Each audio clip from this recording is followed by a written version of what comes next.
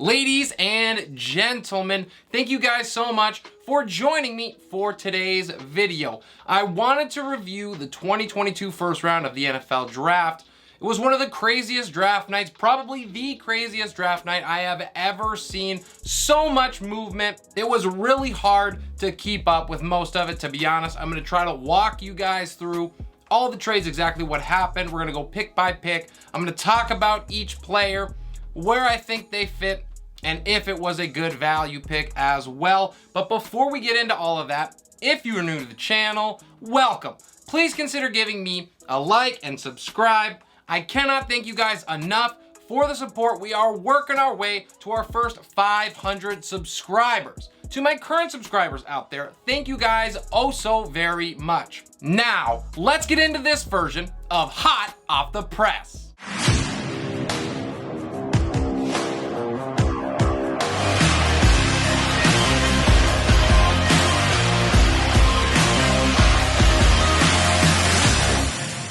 We're gonna start, of course, at number 1 with Jacksonville. Many thought Aiden Hutchinson would go here. There were some rumblings that it was going to be Travon Walker squeaking up and being the pick instead, and that would be the case. The noise that the Jags are gonna bypass Hutchinson ended up ringing true.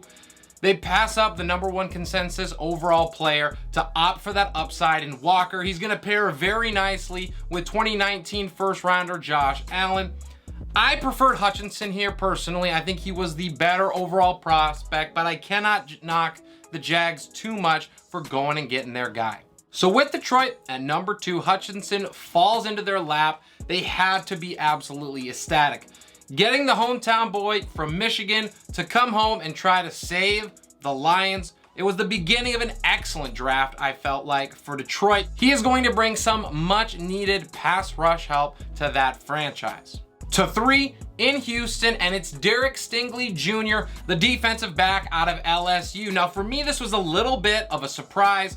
Stingley was more of a polarizing player for a lot of teams. Some guys had him in the top 5. Others felt that he could possibly fall outside of the top 10. For me, I think Sauce was the better option. But again, teams have to be able to go with their own board. Now, my concerns with Stingley are the 2 years of subpar tape after absolutely dominating in 2019. If the Texans can unlock the latter of the two, this pick is gonna work out for them just fine. We move to number 4, and it's the New York Jets, who immediately take advantage of that pick in Stingley. They take Sauce Gardner out of Cincinnati. They had to be very happy to be able to get him there. It fills a big position of need for the Jets, and that division is gonna need elite corners because of all the wide receivers that currently reside there. We get to 5, and the Giants have 2 out of the next 3 picks.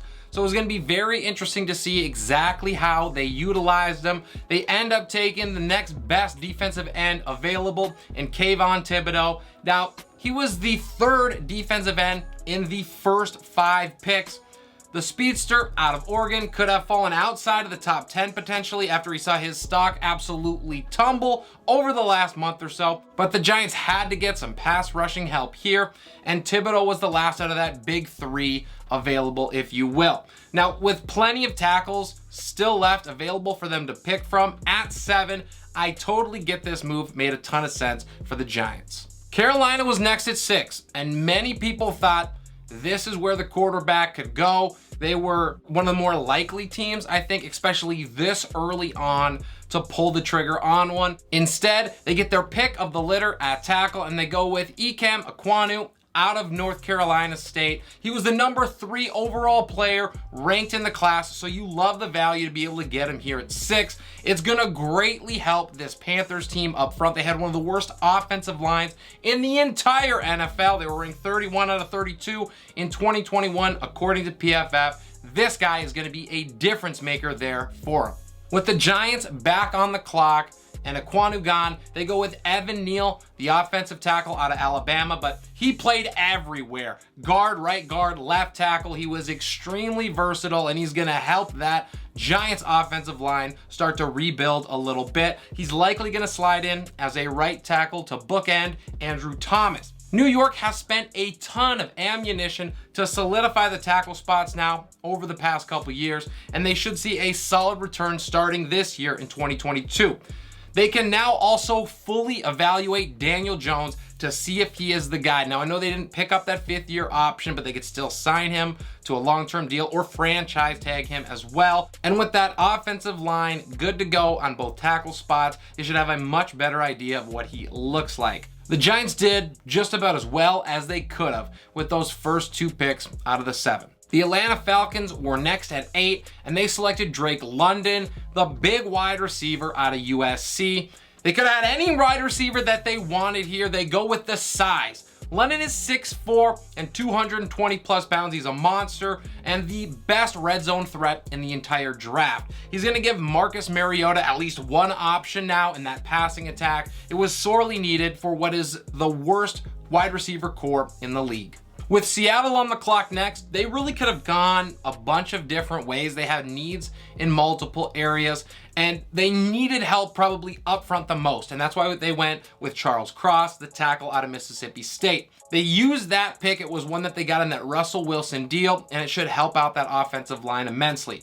He was the 3rd tackle taken in the first 9 picks, so we saw that run go very early. And Seattle gets to fill a position of need here while also taking the best player available, so it was a big win for the Hawks. To round out the top 10, the Jets back on the board and they go get Garrett Wilson, the wide receiver out of Ohio State. They needed a wide receiver in the worst way. We know that they went after Tyreek Hill. There were some rumblings about them potentially getting Deebo Samuel as well. They swung and missed on both of those. But here they get, for many, the top wide receiver ranked, and they get him at 11. So excellent value for the Jets. This is going to set up a Wilson to Wilson connection that New York fans are going to hope blossoms in the future. Garrett is also going to see, I think, a ton of targets in this offense. I think he has legit rookie of the year potential because of it. 2-11, and it's the Saints, and they get Chris Olave, another wide receiver from Ohio State, so they go back to back. The Saints traded up here with Washington to be able to select him. They pair him with Michael Thomas, another Ohio State wide receiver, and I think that's going to work out pretty well. Olave is an excellent route runner. He's got great top end speed, and he plays to a lot of what Jameis Winston does well. Washington in this trade picks up the number 98, the 120 as well, to drop down to 16. Now, I am still wearing my Vikings gear, but this is where things got really tough for me. Detroit basically stole the Vikings pick here. Now, they gave up the 32, the 34, and the 66. Minnesota gave up the 12, which is where we're at now, and the 46 as well. So this was larceny for the Lions, and it was within the division no less, which pains me even more. I do not care what chart you are reading. Anyone can see that jumping up 20 spots to a premium pick in the first round and then only dropping back 12 spots in the second, that is not worth it for Minnesota, and I'm not really sure what the decision-making process was here. I didn't really even like it before I saw that Minnesota gave up the 46th, but on top of it, to do that, that was really rough. I'm pretty sure that new GM Cam got swindled in this deal, and it's about the worst start as a fresh GM that you could possibly have. Now, let's get to the pick. The Lions at 12. They take Jameson Williams, the wide receiver out of Alabama. The Lions really coveted him. I think that it was pretty clear. And Williams probably would have been the number 1 overall wide receiver taken had he not tore his ACL in that national title game in January. He's probably going to take a full year to be the best version of himself, but this was still a great pick for Detroit. Williams being the pick here made it 4 wide receivers going out of the last 5 picks, and all of a sudden that plentiful crop in the position is dwindling very fast. So not very good news for teams that were hoping some of them fell, like maybe Green Bay or Kansas City. To 13 we go, and Philadelphia actually traded up to get this pick from Houston. They select big defensive tackle / nose tackle Jordan Davis out of Georgia. It was not exactly an area of need for Philadelphia, so I didn't love it at first. But when you look at the situation surrounding him, Fletcher Cox is on the last year of his deal. He's 31 years old even after they re-signed him. So this is a play towards the future. There's no doubt about that. And they were able to get solid value here. Now, Houston, in trading out of this, got the number 124, the number 162, and the number 166. So just to drop back 2 spots, I think the Texans did a really solid job of getting some value there. To 14, and Baltimore, and they get the safety that I wanted Minnesota to take up at 12 in Kyle Hamilton out of Notre Dame. This was once again an excellent pick for the Ravens. They got the 9th overall player ranked here. They could not have had the board fall to them any better, really. He is going to help rebuild that depleted Ravens secondary and provide some speed, strength, and versatility at safety. To 15, Houston got this pick from Philadelphia. They take Kenyon Green out of Texas A&M. Now, the Texans had a bunch of need on the offensive line. They get the guard from the SEC to pair up with Stingley over their first 15 picks. While this may seem like a bit of a reach here, Green was the top-rated guard left available on the board. So that run of tackles early probably meant that they either needed to pull the trigger here or they're going to be left without help in one of their most glaring weaknesses. So at 16, Washington is next. After trading down with New Orleans, they take a wide receiver in Jahan Dotson out of Penn State. Dotson is likely going to slide in as the starter opposite of Terry McLaurin right off the bat and is going to help Carson Wentz with his elite ball skills, body control coming out of the slot. Now, at this point, the draft has basically become the Green Bay Packers' worst nightmare, and I'm all smiles outside of the trade with Detroit. The Chargers are on the clock at 17. Thankfully, no trade here as they take Zion Johnson, the big guard out of Boston College. That offensive line run continues here. The Chargers are clearly committed to protecting their franchise quarterback, and I like the pick, even though, once again, the value here was not great. It is possible that Zion moves to right tackle for the Chargers. It's probably the place that they need the biggest upgrade as far as that O-line is concerned. To 18, and it's Tennessee who's actually making the pick. Now, this was initially New Orleans' pick, then Philly's.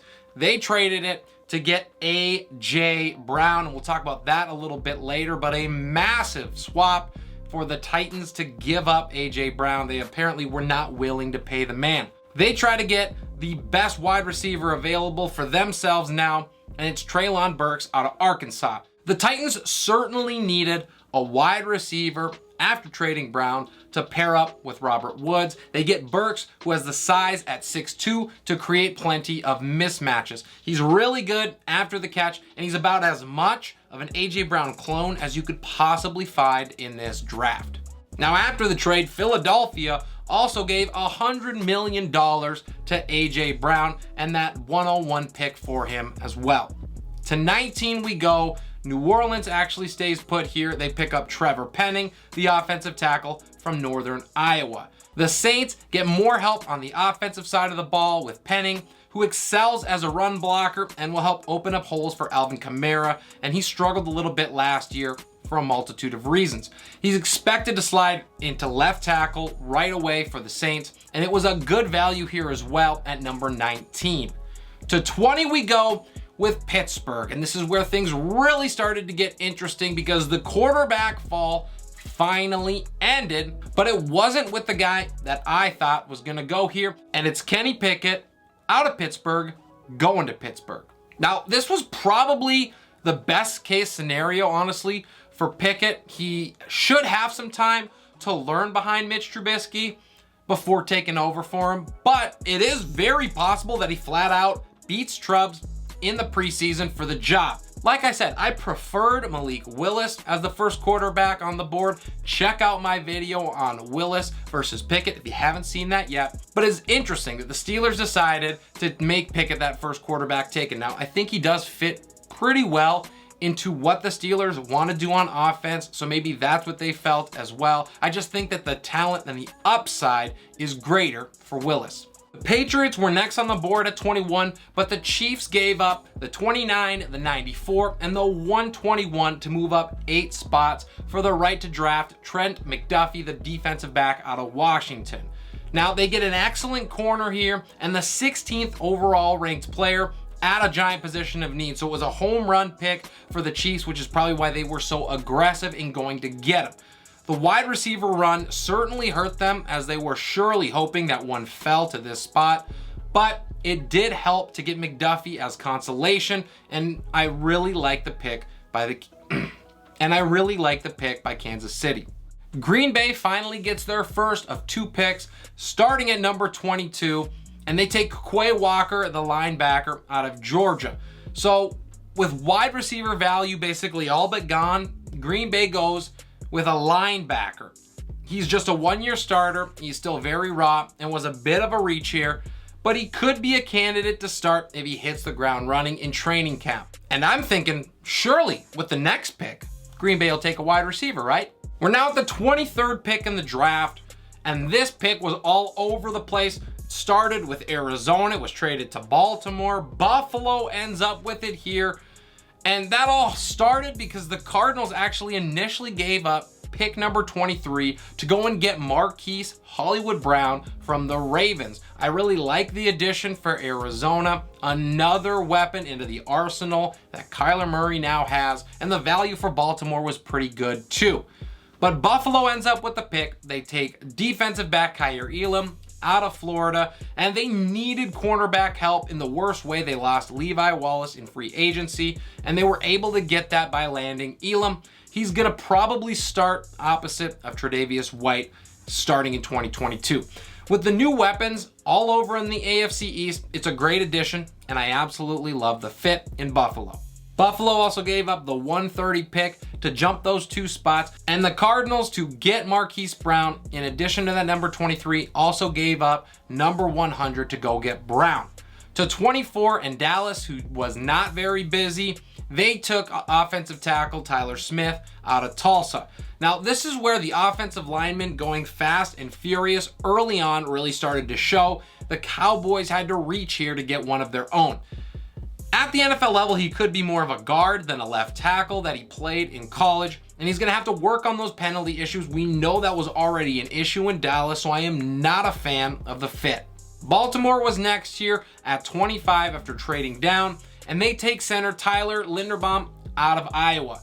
Now, centers taken in the first round of NFL drafts over recent history have had a 100% success rate. Linderbaum was the number 1 rated center in this draft and the best prospect at the position in almost a decade. So I love the pick here because the Ravens not only needed help badly on that interior of the offensive line, but they get the value in Linderbaum as well.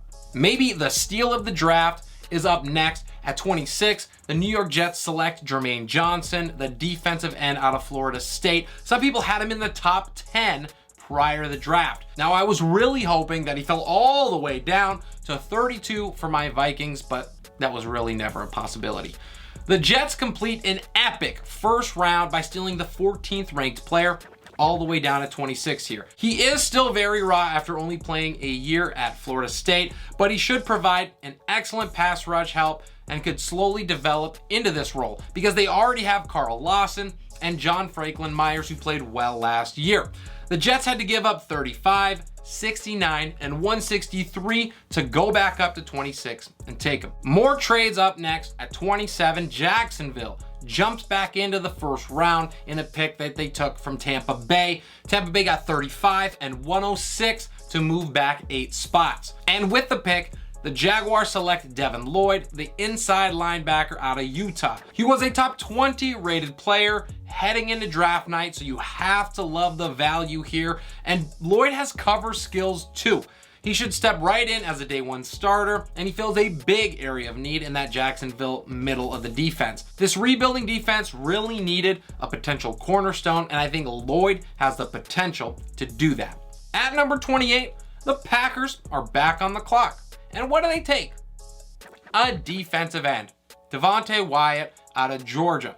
Now, 1 defensive player was apparently not enough for the Packers, so they double dipped and hilariously decided to pass on a wide receiver yet again.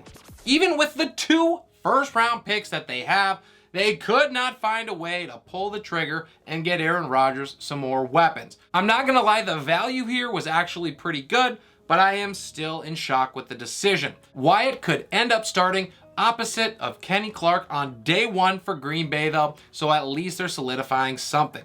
At 29 after trading back, probably one of the most head-scratching moves was New England selecting Cole Strange, the offensive guard out of Chattanooga. Strange was ranked outside of the top 75 heading into the night. I think once again though, it does show that the price to be paid for offensive line and that run early continued to get worse as the draft went on. He was the third best prospect at guard. Now, it may not be wise to question Bill Belichick, but you almost have to with that big drop off in value. They do fill a need for sure here, but the way that they did it was not ideal. The Chiefs were back on the clock at 30, and they take George Karlaftis, the defensive end out of Purdue. They as well decide to pass up a wideout, and they reach a bit here to take the next best, at least healthy, defensive end available. He could start opposite of Frank Clark almost immediately, and he plays at a position that Kansas City was really needing some help in as well. I don't really hate it,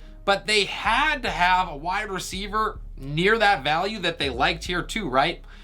We have Christian Watson, the North Dakota State product. He was there for Green Bay to take. Kansas City could have taken him here too, and they both decided to pass. Now, I think it's much more egregious for Green Bay side of things in that wide receiver room, or joke that it is, but Kansas City could certainly have used him as well. At 31, it's Cincinnati on the board, and they take Daxton Hill, the safety out of Michigan.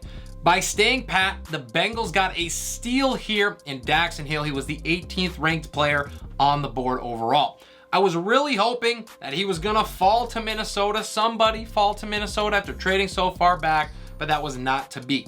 He's gonna find a way to help the Bengals on the field day one, and I love, love, love the value here. Which leads us to 32. And my Vikings. We take Louis Cine, the safety out of Georgia. And I'm not gonna sugarcoat it here, guys. The Vikings were the GOAT of the 2022 NFL draft on day one. To drop to this spot and lose value to a division rival, it is pure insanity. Even worse, no prospect that I really wanted at least ended up falling here. And the safety that we took, while he was number 3 as far as safeties are concerned, he was a bit of a reach. The Vikings had the top safety prospect. Many people had him in the top 10 overall in Kyle Hamilton, staring us in the face, and we blinked. Cine is likely gonna be a day one starter for this depleted Vikings secondary, and hopefully he is a long-term answer for Harrison Smith and his eventual departure. I'm not gonna lie, I would have loved to see the Vikings go ahead and take Malik Willis here at 32 to be able to get that 5th-year option on him while allowing him to sit behind Kirk Cousins for a couple seasons. Would have been probably the best setup that Willis could have hoped for. So maybe the Vikings take him early on day 2. As far as the teams that I think did the best job on day 1, I have to hand it to the Jets, the Ravens, and the Eagles. For the Jets, they were able to stock up on elite talent. They used that incredible draft capital that they had going into the night to plug holes and get a lot better. They found value at each of their 3 selections. Getting Sauce, Wilson, and Johnson are quite a trio. The Ravens just continue to do what they do. They let the board fall to them. They actually traded back twice in this draft, and they still got their guys. Getting Kyle Hamilton at 14 was excellent, and then being able to circle back and get Linderbaum, the best center available, was a perfect start for him. I am not in love with them trading away Brown, but they got a good return for sending him away. Finally, in Philadelphia, where the Eagles can now truly evaluate what they have in Jalen Hurts by bringing in A.J. Brown. I love the trade and the long-term thought process in getting that big nose tackle while all of those offensive linemen and wide receivers were getting eaten up. This was one of the most exciting drafts that I've ever seen. I really hope you guys were there to enjoy it with me. Let me know what you guys think about some of these picks. I would love to hear your thoughts. The engagement means everything to me. It is why I do these videos. This is Relentless Press. I'm your host, Abriam Opass, and we'll see you next time.